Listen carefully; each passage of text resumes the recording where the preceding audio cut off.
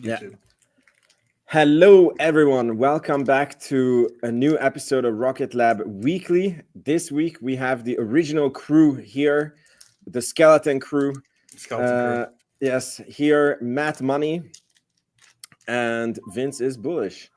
This is episode 63 of Rocket Lab Weekly, an unbroken weekly series. It's pretty amazing. Good to have you here. Matt, how is your week? Or how has it been? Well, first and foremost, appreciate you as always. It's always a good time to catch up with you, and every time I get to chat, it always puts a smile on my face and getting to interact with the community. So always appreciate you extending the invite every Saturday morning. I never respond to events, but I magically show up at the time when we need to be here. So it's always a good time, and appreciate you being here. In terms of the portfolio, seeing a little consolidation this week with respect to like Rocket Lab and a few other things. So to me, it's good. I just want to pull back in the market, man. Like, it's hard for me to continue to deploy capital when I know that there could be cheaper prices out there. But I'm still, as always, dollar cost averaging, putting money into the market every single month, just like Jack Bogle said. And things are going well, man. The portfolio, even though we've had retracements in Rocket Lab, and even though we've had retracements in a few other things, portfolio is pretty close to all-time highs still. So obviously the majority of the market's still at all-time highs, so that shouldn't be a surprise. But my hope is get a little bit of pullbacks here and there and be able to do well. Thanks, Curtis, for the 24. Oh, wow, Curtis. When the moon, I think we mooned. It's safe to say, you know, when you're going from $4 to 28, I think it's safe to say you have mooned. And I think we're going to also moon again in the future, but I feel like I'm going to lose audience on this, but I feel like the stock needs to rest a little bit, and I don't think we're going to get another 6x in the next 3 months. How could you say that? No, I'm just kidding. How could you? No, I agree. I mean, I would love a pullback. Love it. Yeah. And I think a lot of people might be like, heresy, sir. How dare you? And it's like, man, I'm not here for the next 3 months, man. I'm here. Like, if you think about it in reality, what are we doing here? And I think a lot of times we get caught up in the numbers, the ones and zeros of what's showing up. Is it going up? Is it going down? Is it going sideways? To me, at the end of the day, that's just a proxy for how much ownership and control you have in the company. And at the end of the day, for me, I want to have as much as I can. You know, this is a great company. I would love to be known as a partial owner of such a great execution and great engineering and great feats that are going to happen over the next 10 to 20 years. And I want people to literally be like, drive by some random house in 20 years and be like, see that guy's house? It's fucking huge. He partly owns Rocket Lab, and people know exactly what it is, right? Like that. I don't want that to like be what I'm known for, but at the same time, it's like I can foresee that happening. You guys literally have a generational opportunity in front of you to be able to do so. And it's one of those things, for me at least, where I've seen it happen time and time again. I let it pass by me with Palantir. I've let it pass by with a couple other companies like Google and things like that, where in retrospect, I'm like, I had that conviction and I didn't put my balls on the table to be like, look, like this is what I'm really feeling for, and this is what I think it actually needs to happen. So I'm not letting it happen to me with Rocket Lab. Yeah. Very, very interesting.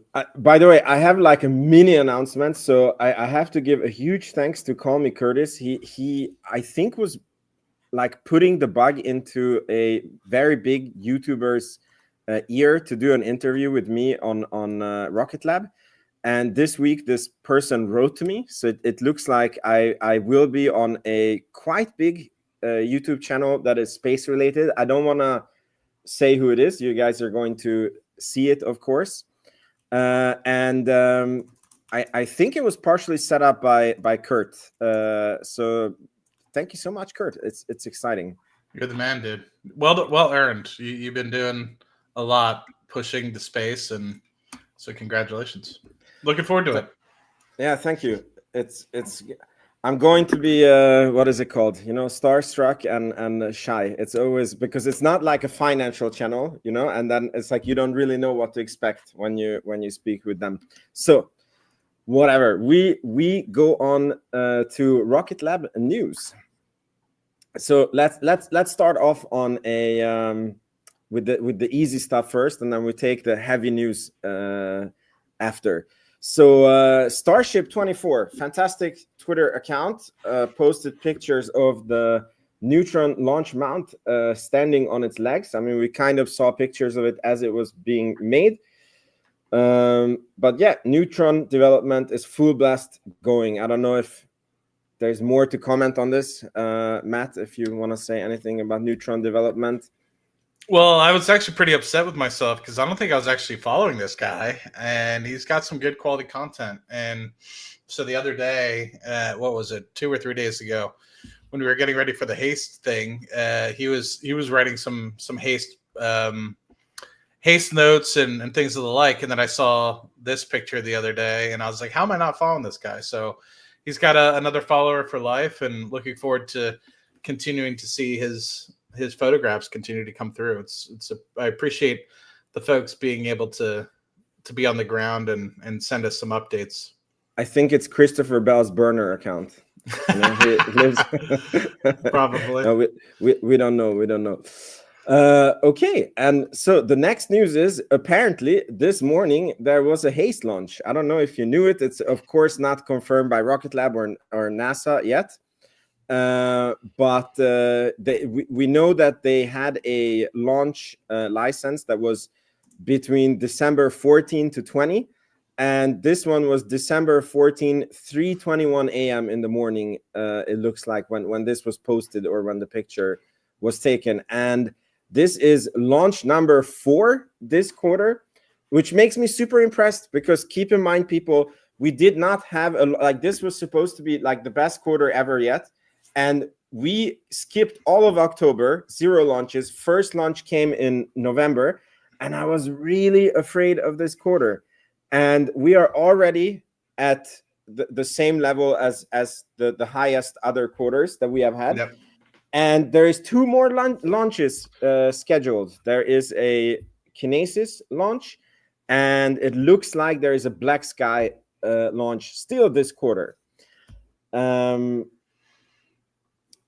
It's impressive. Firstly, for me, so I want to make you sure you're corrected, not in a negative way, but Francisco is right. NASA Wallops did confirm it was 20 hours ago at 7:28 p.m.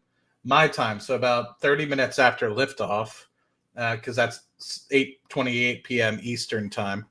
They actually did have an announcement. So they retweeted. They basically, on December 12th, they stated, the Wallops range is scheduled to support a suborbital launch between December 13th and 19th in the evening. We will post an update when the launch is complete, but it will not be live streamed. The Wallops Visitor Center will not be open for launch viewing. And then they quoted that tweet a little bit later, and they stated that the mission was launched on December 13th at 8 p.m. It is complete. So good news, because not only were they open between the 13th and the 19th of December, but it was the very beginning of the launch window, and boom, like as soon as the launch window opened, they launched it right off. So really cool. I was scouring like an animal yesterday between the Palantir NASDAQ inclusion and I guess Ed MicroStrategy inclusion. And this was happening at the same time, 8 p.m. Eastern time. And so I was looking and I couldn't find anything, only pictures of people looking at the haste. I think it was Kyle that actually put a picture of the haste up. And yeah, it was sad. Now there's a video, I think, that Kyle put on his channel, or maybe it was somebody else that put on their channel of the launch. But looked like it went off without a hitch. Yeah. And as a kicker, there was this tweet by Space Talks. So Rocket Lab is scheduled to launch another haste launch between the 14th and the 20th. So it looks like they launched on the 13th, if I understand you correctly, or 14, like it What was it, like a morning launch? Like This one, yeah, the one that just happened, it was 8 p.m. Eastern. So but it on was the 13th? yesterday, last night. Yeah. Yeah, because here it says that the launch license is between the 14th and the 20th. So it looks like they launched before the license. Maybe it's the Trump admin coming in and regulations are already looser. No, we don't know. You never know. Yeah, you never know. So here's the kicker, guys. Additionally, on their latest HASTE launch, they tested Neutron's Hippo fairing. And they detailed here, Rocket Lab also recently published a press release for their latest HASTE launch under the mock TB program for the DoD. This mission was referred to in certain documents as Rocket Lab Hippo. An FAA document confirms Rocket Lab tested features from Neutron's Hippo fairing on this flight. So we know that Rocket Lab does things like this because they had an Electron launch where they, I believe, tested a neutron heat shield when the Electron rocket was coming back. So this is, again, rapid development. Again, Neutron is full blast going. Yeah, what do you think, Matt? Yeah, I mean, I agree. Some people in the chat are saying, isn't it kind of big? Yes, the actual fairings themselves are going to be pretty big, but I think what they're talking about is maybe the thing that opens and closes, and maybe not necessarily For the entire thing. Yeah. This was for sure not a Neutron actual fairing put on an Electron. I mean, the rocket would have looked like, I don't know. It's not. I'm sure it's the mechanism that was being tested. Yeah. So curious to see. I would love to see any sort of video or anything, but of course, womp womp, right? But it's pretty interesting to see. Not only, I mean, I think people are starting to recognize the cadence here, and somebody also just noted that there's also a launch here supposed to be on Tuesday, Wednesday next week. So not only is the cadence increasing, but also the fact that we've literally 200x'd our HASTE launches within a matter of weeks of each other. Because you think about it, it took us over a year. The first launch was July of 2023 at Wallops. And that was, I think, the first launch at Wallops in general, and then also the first HASTE launch as well.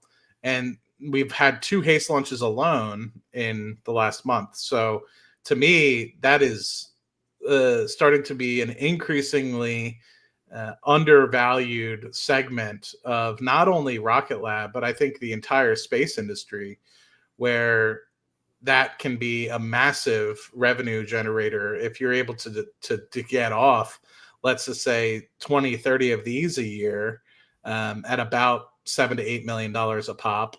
I wouldn't be surprised if that's the kind of cadence that eventually this has. But not only I think people are starting to think, well, they can only do it from Wallops. Well, people have been listening and following. When we had the opportunity to talk to Peter, and we had Sir Peter, and we had the opportunity to talk to Adam, we asked specifically, is there an opportunity to launch HASTE worldwide at say potential American bases or something around the world? And I don't look at it like a defense mechanism. I look at it as like a quick to transport sort of thing, to be able to get communications devices, gliders, whatever you need to a specific location that might be remote. And then the last mile sort of thing would probably be developed by something else, right? Where the secondary stage that kind of comes out of it, it does like the actual pinpoint, pinpoint targeting or communications or whatever you're using it for, would be done by whomever, some other defense company. So, but yes, I'm very, very, very emphatic about HASTE, and it's been something I've been chatting about personally, that I think it's super undervalued. Anyway, just a lot of fun being able to see this get some real good momentum going into 2025. Yeah. And I think for me, what's also remarkable with this quarter is that we have always been sort of anticipating that the launch cadence increase somehow has to do with like Rocket Lab. And we were always like, can they really do like 2 launches within 2 weeks of each other? And, and it feels like it's really absolutely customer dependent. Like if the customers are there, like Rocket Lab can launch 2 within a day you know, on two hemispheres on two different launch pads, you know. Absolutely. So this to me like just really showed how Rocket Lab is really able to deliver, and maybe the cadence could easily be 10 a quarter or 15 a quarter, but it's just the customers are not ready and they're not available for that. Yeah. And I mean, who's to say that this couldn't be used for American defense, right? I mean, you think about where a lot of people might think. I mean, there's a lot of, I guess you could consider it almost like an iron dome around the United States about making sure that you have the ability to intercept sort of intercontinental ballistic missiles from other countries or whatever. Who's to say that HASTE wouldn't be able to be included in something like that? And I think somebody put something in the chat extremely wise, which is what my mindset has always been to this.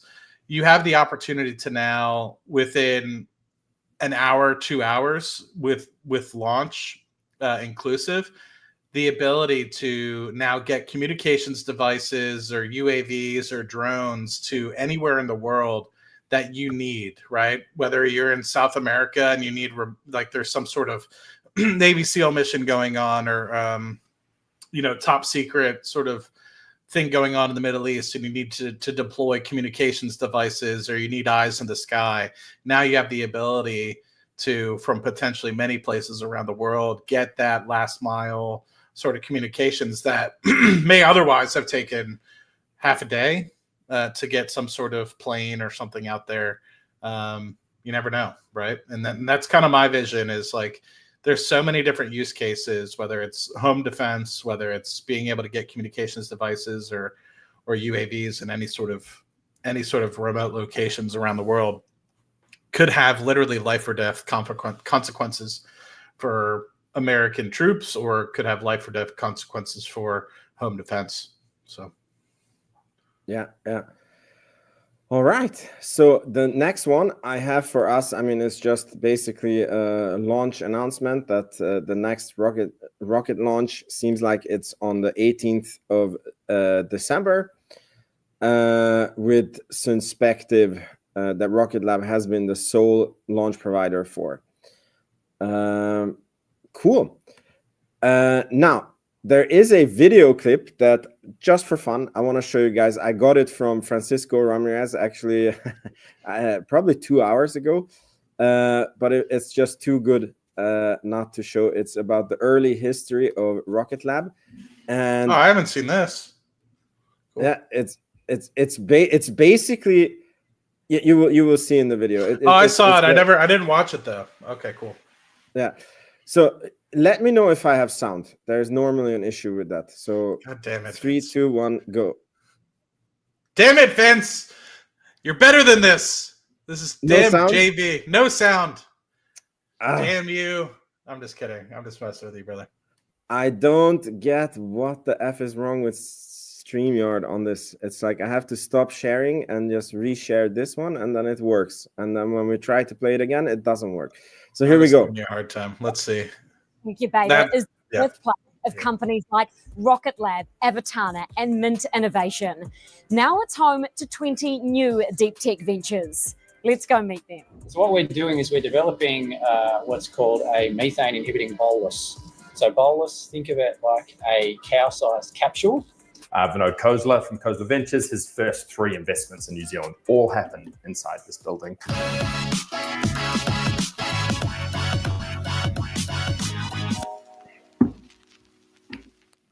Rocket Lab was actually down here, and we were down here as well. Yeah, you guys were in the basement. Mm-hmm. Uh-huh. This is where the cool happens. This is where the cool happens. We're going inside the lab where some New Zealand-born NASDAQ-listed companies first began. Sean Simpson, the founder of Lanzatech, who was once neighbours with Sir Peter Beck in here, is showing us around the building now called Future House. So all of these companies you started here and then grew bigger and moved on. Yeah. Like moving out of home. Exactly. No, exactly. And that's kind of the metaphor that all of these companies grow up and they leave home. And Rocket Lab did that. We did that. Mint Innovation did that. Doshel did that. And so we all kind of go out into the world. So cool to see. There are still hallmarks of history in its walls. So in here, this was a test room for Rocket Lab. Stop it. And in this room, Pete and co would test out the various rocket propulsion configurations that they were developing, and they didn't all work. Yeah, when you're developing rockets, they don't all work every time. Assault on physics is what it calls it. and you have to take risks. And one of those rockets actually shook itself apart, and parts of the rocket went everywhere. And we still have embedded in the wall in a frame now a part of the rocket that embedded itself in the wall. That's insane. No, that must have been such a blast, because that's like deeply wedged in there. You can't get that out. This is a concrete wall that a large fragment of metal embedded into. So that was the video. I mean, if you guys want to watch it, it's Markets with Madison, and it mostly talks about how this building gave rise to a lot of New Zealand startups. And I think that Sir Peter Beck made this huge sales share. I think he sold like $20 million worth of shares to have his own venture fund. And that venture fund is now investing in companies that is in this building. And I just thought it was extremely cool to see this Electron test room, or like a Rocket Lab test room, where the rocket blew up and then it flew into the wall, and then they framed the memories that I love that. Yeah. Well, I appreciate you sharing that, because I had no idea that was even. I seen it, and I don't know. I was kind of confused about what the LanzaTech sort of thing was, and so I also don't know them. This guy, he says that he was the one who got Khosla Ventures to invest, and then 3 years later he gave the contact to Peter, and then they invested with Rocket Lab. So without this guy, there is no Rocket Lab as we know it today. Yeah. Very, very interesting. Yeah. I'm curious if this guy ever put a big amount of money into the company, or because it's got some sort of. He kind of made it seem like it was like an incubator almost for certain companies. Yeah. Yeah. So I'm curious if he got a percentage of the company. Yeah. I mean, it is today an incubator, but at that time it wasn't. I don't know how it came to be that. I don't know how it came to be that these startups ended up being in that building. But yeah. Oh, that's cool. Really good. So that was all the Rocket Lab news that I had this week. I only have space-related news. I don't know if I missed anything. Let me know in the comments. But I think it was a slow news week for Rocket Lab as we are preparing for Christmas.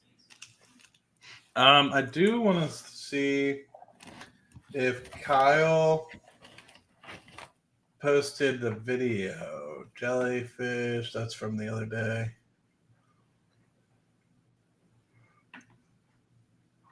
Oh, here you go.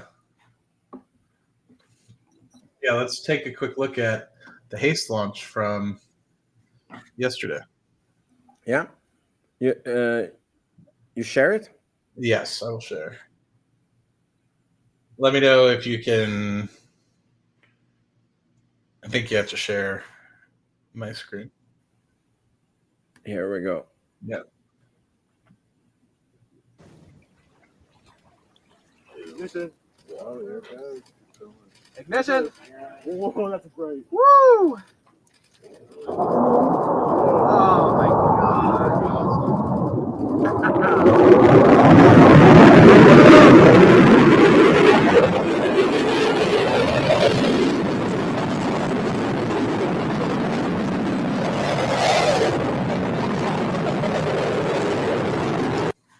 So unfortunately, it wasn't live. I was hoping that it would be, but that was hosting it live. But it was cool to be able to at least see some of it and at least confirm that it was real and there was a launch. So, yeah.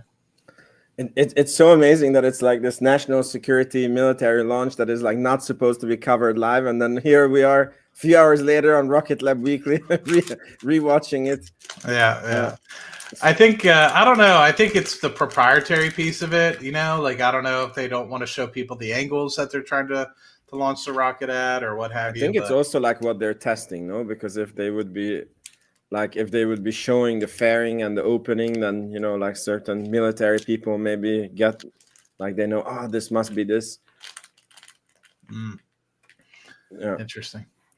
Well, cool, man. Well, do you want to move into other rocket news, or do you have any other? Just want to answer this, Vince. How are the covered calls feeling?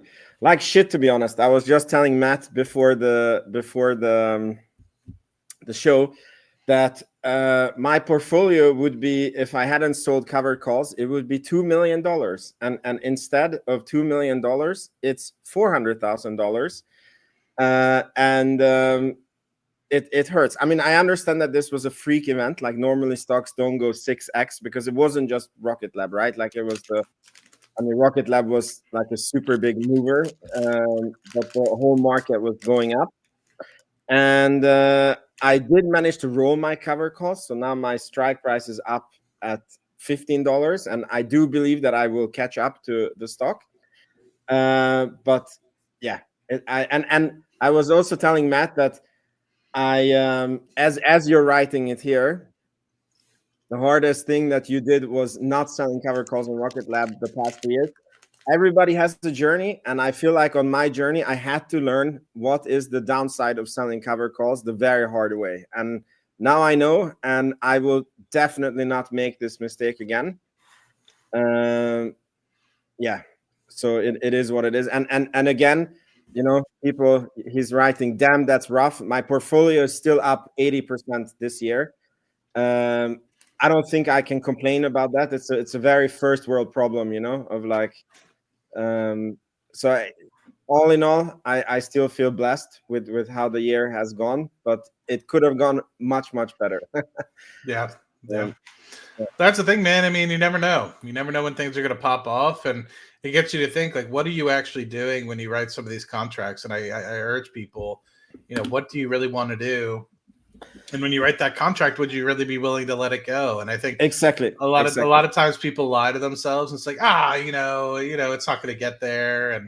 And so, for example, like people might make fun of me because I'm selling the $40 covered call for like, what was it? It was like December 13th and December 20th. And I think I have some now for December 27th. It's like, I'd probably let it go at $40 because I just don't see it right now for that price. Now I'll probably, after a month or two, maybe get rid of writing covered calls because I think that there's going to be another leg up with some news at the end of the year and the full year notes that we get in February. But yeah, I think right now you might have some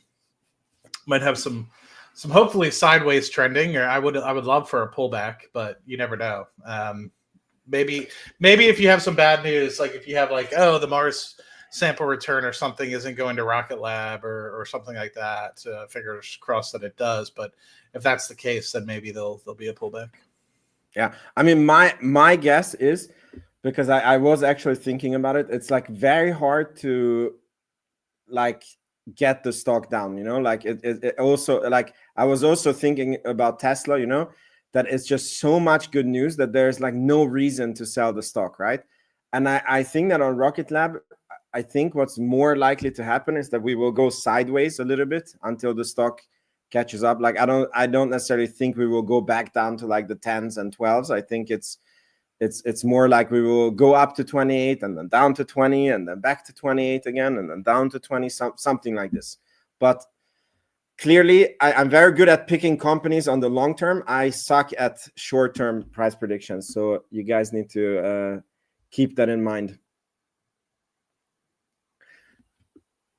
I did want to share, this is another thing of space news. So I did share my screen. I thought this was pretty cool. Yeah. I am kind of curious to see where these guys head going into 2025, because it seems like these are the real, to be frank, only competitor that I really see. Relativity has kind of dropped off the map. I haven't really heard any news from them. And so these guys, Stoke Space, are really the only people that I see as as potentially competition going into 2025 for the small to medium launch space. Obviously, you have SpaceX in the medium launch space as well, but we know that they're an established player. So people that we're in competition with in terms of the next medium launch tranche of market share to kind of capture. So here's their most recent engine test that they had done. So let's share that.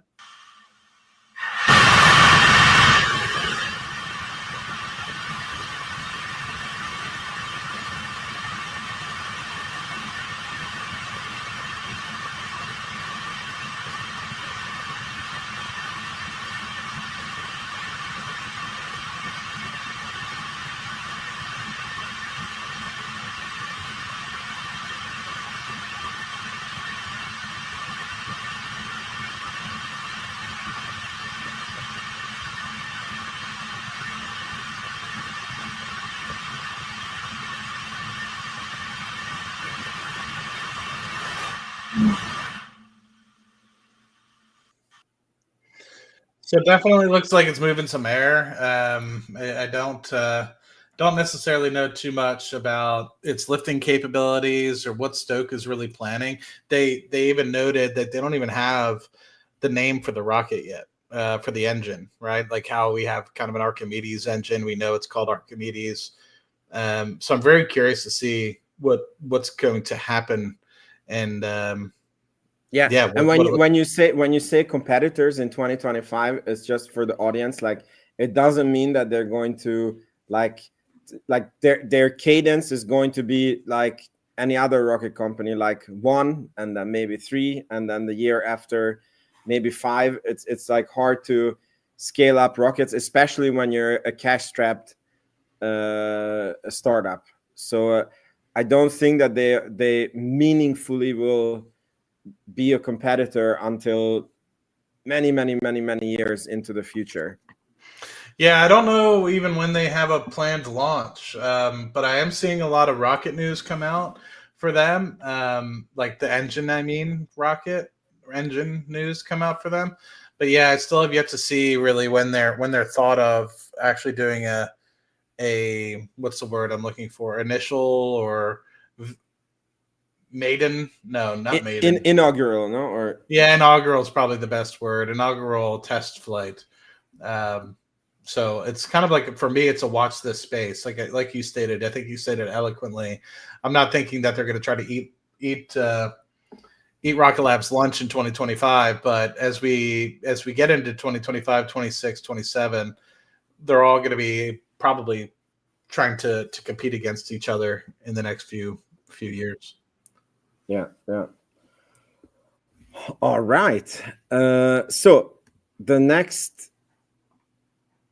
news that I have that is it is actually Rocket Lab related. Let me see if I can share. Is you guys remember the twin satellites that Rocket Lab managed to produce on time and was supposed to launch on New Glen's first launch? And we have been saying that it's very risky to make your first launch a launch to Mars because so many things can go wrong. And now they're exploring launch opportunities in 2025 and even in 2026 for arrival to Mars in March 2027. That is pretty crazy. So it just shows Rocket Lab held up their side of the deal. They delivered on time, and the delay is still there. Yeah. No, I think that's right. I'd like to, if you have any other, I just am very bullish about the company. I mean, the more I see, the more I get into it. Maybe it's my bias playing through, but somebody wrote, what do I think about ASTS? It's like, well, it's hard to really say. Like, I feel like it's a great opportunity, but the problem that I have at the moment with Rocket Lab, and this is the only problem that I have, and this is by design. It's not by, them trying to be keeping us in the dark. I guess they are intentionally keeping us in the dark, but it's the constellation piece about Rocket Lab and what is exactly it going to entail and what kind of revenue stream. And I think that's by design, because you are seeing this space heat up. You obviously have Starlink. You have a bunch of other folks coming up with their own constellations. But it goes back to, people being like, oh, you need to invest in GSAT. GSAT's the way. It's like, well, who really was the main subcontractor for those global star satellites? It ends up being Rocket Lab, and who creates a lot of these other satellite parts that go into these satellites that go up into space? And the answer is Rocket Lab. And so I think people continue to underestimate the value of the supply chain that Rocket Lab is really bringing in. And a prime example of that is a lot of these companies might have very lumpy revenue streams kind of coming through with their satellite construction. But next year, Rocket Lab's space systems revenue should exceed over $400 million a year. And this year, it's going to exceed $250 to $300 million. Because I think at most we're going to get 125 maybe for launch services, and we're going to gross over $400 million this year. So space systems is encroaching $300 million. So I would encourage you to look and kind of put a spot in a graph of the companies with respect to space revenue, space systems revenue, not launch revenue, but space systems alone, that's making 300 million. And then recognize that that's going to grow at 20 to 30% next year and eclipse probably close to $450 million in terms of space systems revenue. And try to think about any other company other than maybe SpaceX that's putting up numbers like that. Obviously, SpaceX is kind of an anomaly. They have their Starlink vessel, which is what's creating a crap ton, Starlink constellation, which is creating a crap ton of revenue for them. But think about it, guys. Like, this is a satellite company that hasn't even gotten into the constellation piece where they are starting to license out. And so you start to think, who else is in competition? To me, the answer is probably nobody other than maybe Starlink and SpaceX. So to me, it always goes back to, who am I going to trust? Am I going to trust ASTS, who has had some success and has gotten some good licenses, and might be getting really good at marketing? Or am I going to trust GSAT, who subcontracts out to Rocket Lab, another prime example? Or am I going to trust Rocket Lab, the person that's continuously putting more and more satellites into space? They have satellites that are going to asteroids between Jupiter and Mars. They have satellites that are going to Mars. They have satellites they're building that are going to Venus. They've had satellites now that were in the Capstone project to underpin some of the Artemis missions. So it's like, what exactly do you need to understand, in my opinion, that that Rocket Lab is the company to invest in the public markets? And so it kind of gets my head scratched. It's like you're almost looking for scraps that may work just because you're chasing, let's just say, a 10x return or something of the like. But there's a 10x return staring you right in the face, and you're being blinded by the fact that it's up 200-300% this year, and not recognizing that this company is still only, $12 billion, if you look at it from that perspective.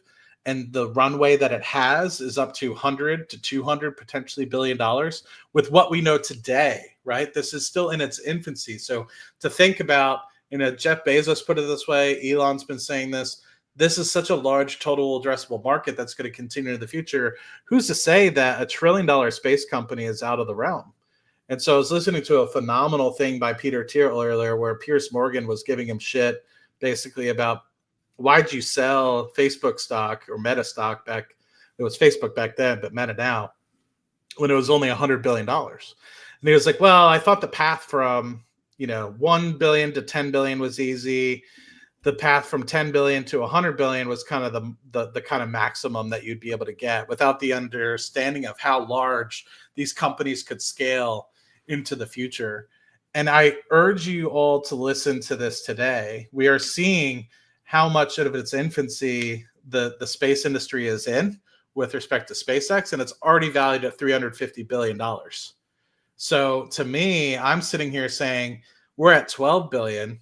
It's going to be easy to scale from 12 to $100 billion company if these guys continue to execute and do what they do best with respect to how large the TAM is for this particular industry and how few players there really are. And so I wouldn't be surprised if, once again, people start to say, oh, it's expensive at $100 billion.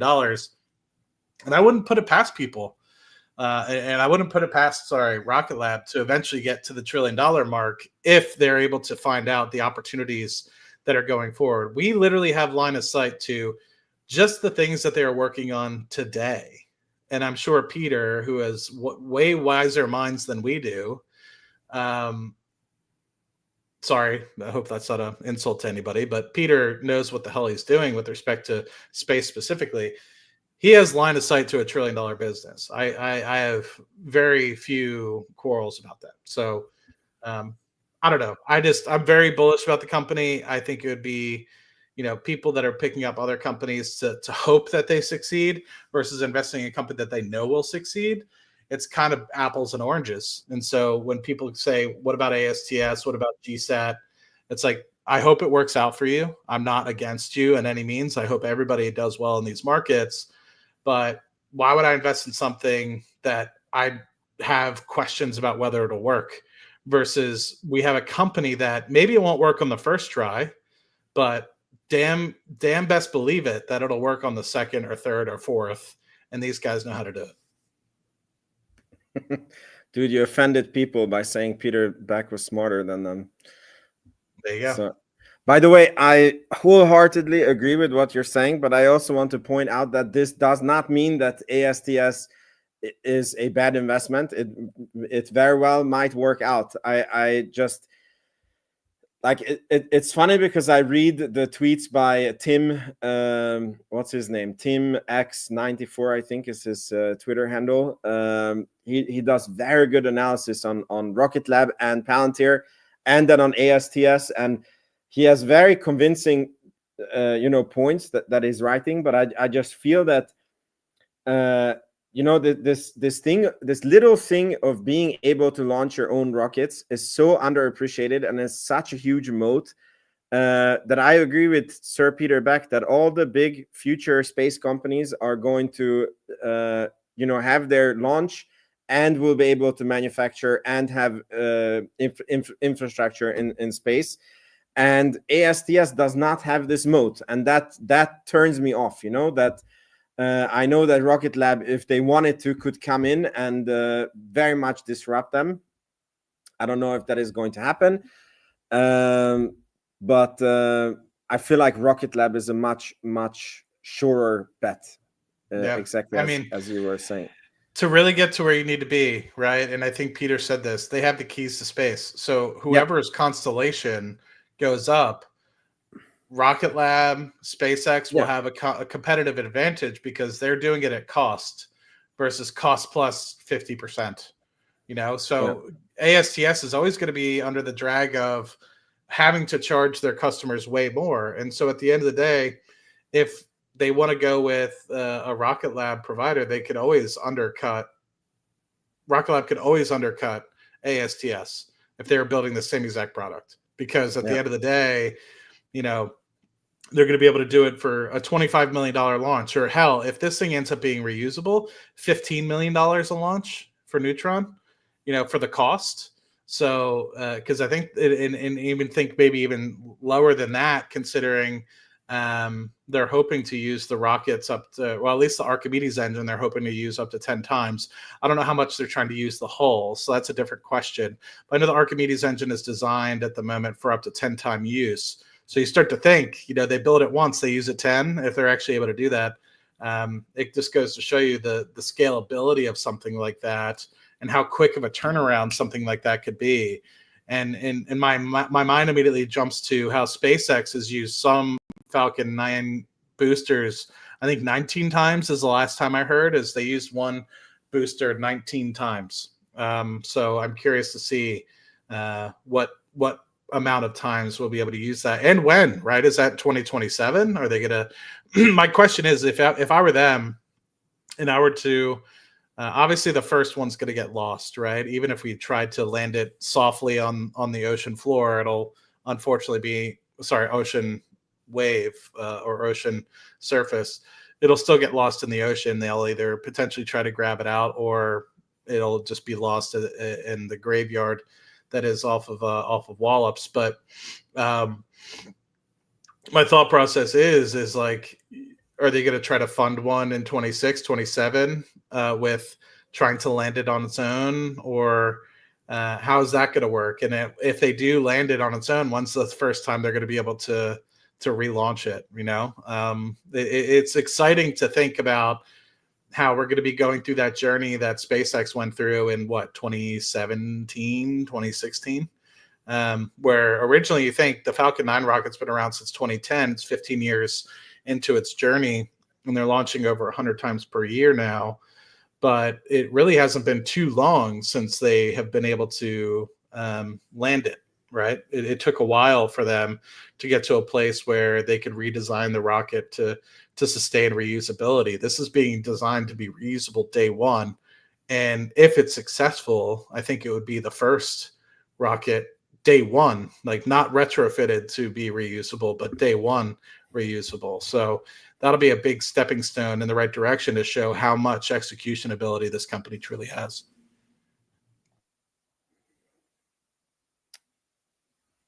Amen. Amen. Sorry, I feel like I'm just like yelling at people to buy more. Like I feel bad, but at the same time, but okay. I need the truth. But okay. Question: are you buying at these prices, or are you waiting for pullback and then you're unloading? I have a buy set in for the 15th and the 1st of every month. Okay. It's not a massive buy, but I also don't have any money right now. So if I came into like a couple $1,000s, I'd probably. At 22, I bought another tranche, a couple $1,000s. So my share count has gone up, although it's been slow. I'm encroaching on 24,000 shares. So cool.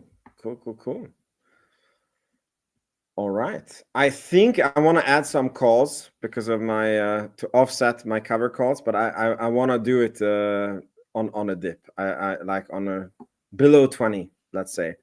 So I would love a dip. I would love a dip below 20. I would do the same. Buy calls. Yeah. Cool. I think this was the show this week. It was a very slow news week, so not a lot to talk about. I don't know if you want to add anything in the final close. Yeah, the best price is today's price. It's the only thing you can guarantee. So it's a really good reminder, Francisco. I mean, who knows? People were thinking, I'll wait for a pullback when it was hanging around the $10 to $12, $13 range when we had that first movement. People are like, oh, it's doubled in price. There's no way. And next thing you know, the next leg up. And so, you could always add more. And then it went to 16, and we went to the earnings, and then we were up like 50% in one day. Which was like no freaking way. By the way, Francisco had $10 calls like a year ago. Do you still have them, Francisco? And if yes, like those ones printed, like really, really, really printed. I hope you have many. I'm curious to see what he says. I was chatting with Cyberprince a couple months ago, and he was telling me back when the stock was, I don't remember, like $8 or $9. I think he was telling me to buy the $5 and $7 calls, and I didn't listen. I didn't have money at the time. I think I was in London, and I was like too busy, and I just lost track of it. And next thing you know, he was right. The next leg up happened. So yeah. Wow, somebody's still holding a few $4 calls. I mean, that's very, very nice. Yeah, I mean, just to give you guys an idea, the $8 covered calls that I sold, I think I got $30,000 for them. I think so. And when I had to roll them, I had to pay $1.3 million, I think, for those calls. So somebody who put out $30,000, like they made it into 1.3 million in like three or 4 months. So and that was only for January 2025, like insane. If somebody that is insane. So that's why I'm like, Francisco. Yeah, exactly. Remember, I got them and texted you saying that I'm more bullish. That is correct. You had bigger balls. I still do. How much are you up, my man? Please tell me you had like $20,000-$30,000 in those calls. I'm just excited for what I'm going to be buying. Probably a lot of. Yeah, look at this guy. Sorry, he bought $8 calls. Maybe they were my calls, and he sold them for 15. Sold them for 100 and is it 180? No, 18,000. Yeah, 15x. Still, it's insane money. Oh, I got my Google dividend. Cool. Keep in mind, everybody. I think next month in January, the December 2027s will be coming out. So I'll be potentially starting to take a look at what those look like. The leaps. Yeah, the leaps. And if I come into some money, I might buy some, depending on what they look like, I might buy some at the monies or slightly in the monies for those. And yeah. Yeah, that would be keep us. I'm also thinking, but the how do you call it? I want to see like a big drop, like where it's where it looks scary to buy the options. That's the good one. December 2026, $5 calls. Yeah, depending on when you bought them. AK Willie. That is, those have printed. The June and December 27s will be out early 2025. So yeah, couple months. That'll be fun. Cool, guys. Thank you so much for being here. And I hope everybody is preparing for Christmas and you're going to be able to spend it with your loved ones. And oh my God, Curtis also has some crazy calls. Yeah. I'm trying to, what is RUD? I'm not smart. Reusability? It's rapid unscheduled disassembly of the rocket. It's a SpaceX. Instead of saying the rocket blew up, they say like we experienced the RUD.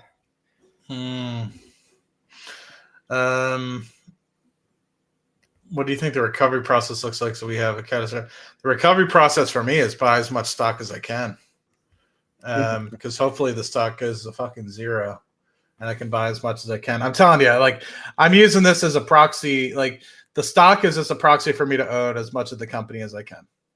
So, but in terms of what does the process look like, I'm sure they would hopefully have some data to understand. I have a very strong feeling that while it is a possibility, I wouldn't say it's a high possibility that there's an explosion on the pad.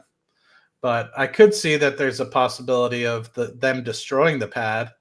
But I don't think that the rockets, to be honest, are as powerful, right? Like I think everybody remembers, maybe they don't, that the first Starship that launched off the pad destroyed the launch pad, and they had to be redone. The cement had to be refinished and everything of the like, and reinforced and everything like that.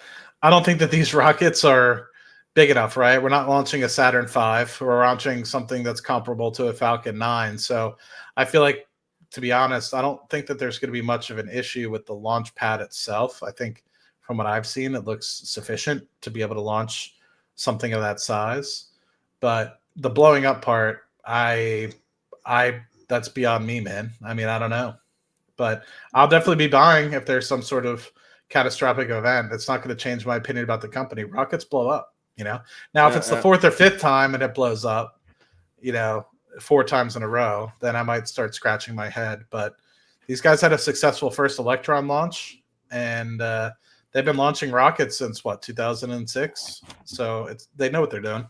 It's not their first rodeo. They've ridden this donkey before, as Peter likes to say. Yeah. Exactly. I think that the first Neutron launch is going to. This is my prediction. I think that Peter Beck is going to make sure everything is fine, and it's going to be like they will call off the launch like 15 times before they launch. so my prediction is on the Neutron launch party, we're going to have a party, and then the launch is going to be delayed, and then it will be less and less people staying because it will be just delay, and then they will launch when every sensor is correct, and I think it will go without a hiccup. That's how we know Sir Peter back. Yeah, I'll definitely be up there for it. There's no reason for me not to be. I'll take off time. I'll put in time now. I think at that point I might be doing 3Q stuff because I have like at the end of the quarters my schedule gets kind of busy, but it's really only busy 2Q and 4Q. So 2Q would be kind of planning in April timeframe. So that's not a big deal. April, May timeframe. So if it's June, July, should have plenty of time to be up there for a week, 2 weeks, however long it takes for them to launch it. So now if they delay it 6 months, that's fine too. But I'll at least have a couple day window. Yeah. Awesome. So it was a good show. Thank you, everyone. Thank you, Matt, for always coming. And I'll see everybody next week. You guys rock. Thank you all.